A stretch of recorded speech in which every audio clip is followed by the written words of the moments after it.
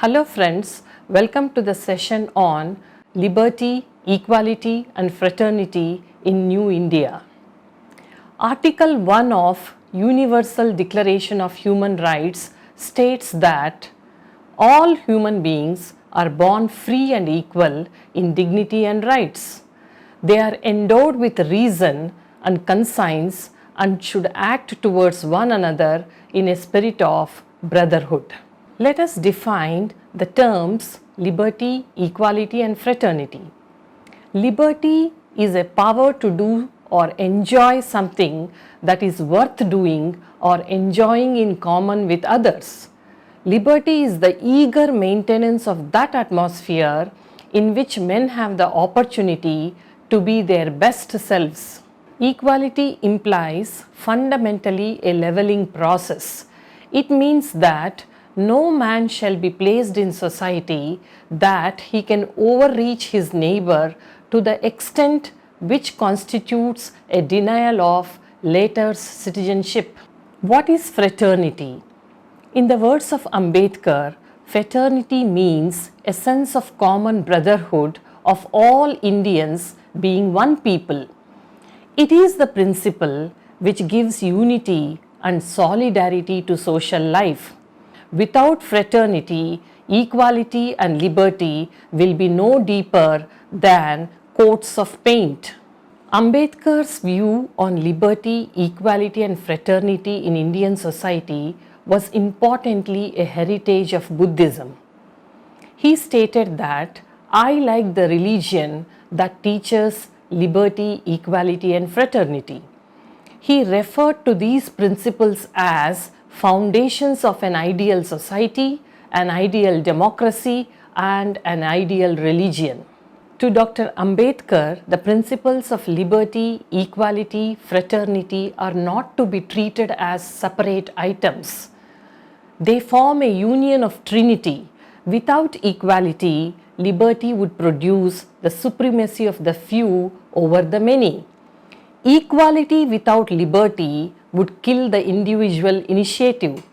Without fraternity, liberty and equality could not become a natural course of things. It is pertinent to raise some questions. How to bring change in society without conflict? Did we lose on fraternity? Do social and cultural prejudices persist due to gap between public and private? How state can intervene? What are the other forms of intervention required? Are we fairly accommodative in public sphere than in private sphere? Do we leave the private sphere untouched, that is, being secular in public and not in private? The Indian Constitution enshrines equality and social justice as the cardinal principles of the Indian democratic system. The unique feature of the Indian Constitution is that while it upholds the principle of equality before law, it provides for affirmative actions to uplift the social, economic and educational well-being of disadvantaged groups.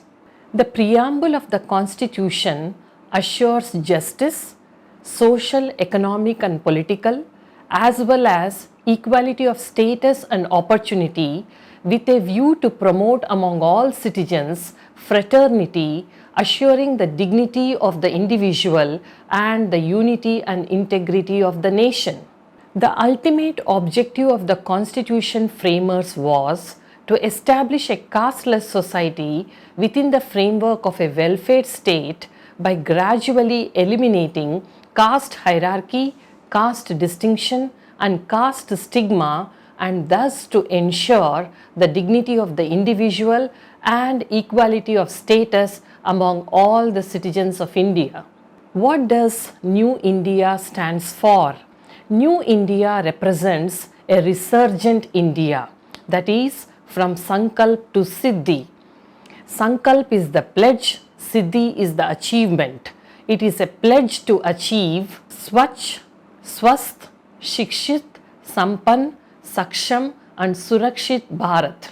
The resolve is to free India from poverty, dirt and squalor, corruption, terrorism and communalism The motto is to follow the rule and India will rule. The spirit is Antyodaya, that is the rise of the last man.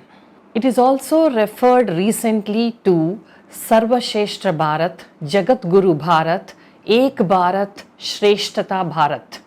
Ek Bharat, Shreshtata Bharat program aims to enhance interaction and promote mutual understanding between people of different states, union territories through the concept of state union territory pairing. The states carry out activities to promote a sustained and structured cultural connect in the areas of language learning, culture, traditions and music, tourism and cuisine, sports and sharing of best practices, etc. In the words of Swami Vivekananda, if there is any land on this earth that can lay claim to be the blessed Punya Bhumi, to be the land where humanity has attained its highest towards gentleness, towards generosity, towards purity, towards calmness, above all, the land of introspection and spirituality, it is India. The need is to set in motion a machinery which will bring the noblest ideas to the doorstep of even the poorest. What are the main challenges? The Indian society is getting increasingly fragmented even as the nation is training to become an economic superpower. Progressing towards capitalism, the basic principles of liberty, equality and fraternity are not given due consideration. The state has an inherent responsibility to act as a countervailing force and mend the social fabric to ensure that social development and economic growth travel in the same direction. It is not that the country lacks legal safeguards or development agenda for backward classes. There are various laws that seek to protect them from exploitation. Both the center and state governments earmark in their budget relatively impressive funds for various welfare and development programs. Yet, according to Oxfam 2020 report, India has been ranked 129 among 158 countries on commitment to reducing inequality index. Constitutionally guaranteed reservation for education and employment has no doubt made a mark, but the social and economic justice that is due to the backward classes is still elusive as vouched by empirical facts as well as statistics. As per data released by the National Crime Records Bureau, 9 states accounted for 84% of all crimes against the backward castes in India in 2019, though they accounted for only 54% of the country's population. There are some major concerns. According to the Democratic Report 2020 prepared by the VDEM Institute, the quality of democracy decreased alarmingly in India. The change is depicted through the Liberal Democracy Index. The index combines measures of the quality of elections, suffrage, freedom of expression and the media, freedom of association and civil society, checks on the executive and the rule of law. However, the 4 crucial indicators included in the Liberal Democracy Index are academic freedom, that is the right to academics to freely teach, discuss, research, publish and express opinions without constriction by prescribed doctrine. Civil liberties, absence of physical violence by government agents and absence of constraints on private liberties and political liberties by the government. Rule of law. To what extent are laws transparently, independently, predictably, impartially and equally enforced, and to what extent do the actions of government officials comply with the law? Lastly, it is freedom of expression.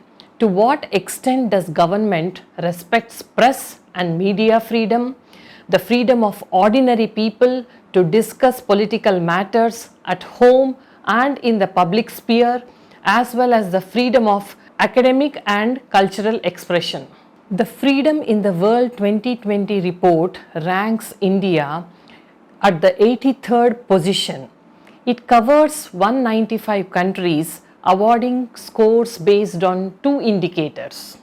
Firstly, it is political rights indicators, which cover the electoral process, political pluralism and participation, and government functioning. Secondly, it is civil liberties indicators, which are related to freedom of expression and belief, associational and organizational rights, the rule of law, and personal autonomy and individual rights.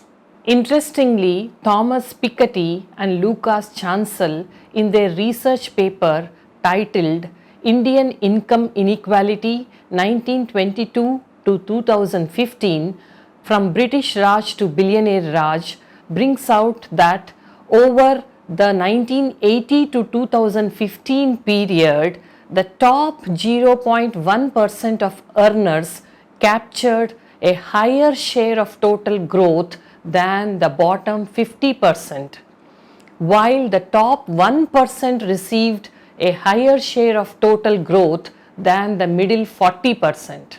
The report on 5th Annual Employment Unemployment Survey 2015-16 by the Ministry of Labour and Employment showed that at the all India level, around 77% of households did not have a single regular salaried person. More than 67% of households had an average monthly earning that did not exceed 10,000 rupees. Within the labour force, more than 70% were not eligible for any social security benefits. Only 1.8% of the labour force in India earned more than 50,000 rupees a month, and 0.2% earned more than 1 lakh a month. This data shows the vulnerability and inequality among the working population of India. India in 2020 ranked 102 among 117 countries in Global Hunger Index. This further shows how economic and social justice is being denied to a majority of the population. Unfortunately, fraternity remains the least understood, least discussed, and undoubtedly the least practiced of the 4 pillars of constitutional morality spelt out in the preamble of India's constitution, that is, justice, liberty, equality, and fraternity. Fraternity is lost even in our public and social life, in which the aggressive use of oppositional identities continue, as it is the most reliable instrument to harvest votes for most political parties. Democracy is all about equality and freedom. The case of democratic idea is the belief that every person within the community is equally entitled to life with dignity and self-respect. I conclude with the words of Dr. APJ Abdul Kalam. With the foundation of ethics established, it is possible to build a society that is bonded together through its work. Most of us miss the constitutional meaning of our work. The constitutional meaning of our work is not that I and my family make enough money to survive or perhaps get rich. The purpose of work is this: the practical, everyday expression of how I love and serve my neighbor, and thereby build the unity and integrity of the nation. Or, as the Constitution's fundamental duties prescribe, the purpose of work is to strive towards excellence so that the nation constantly rises to higher levels of endeavor and achievement. Thank you.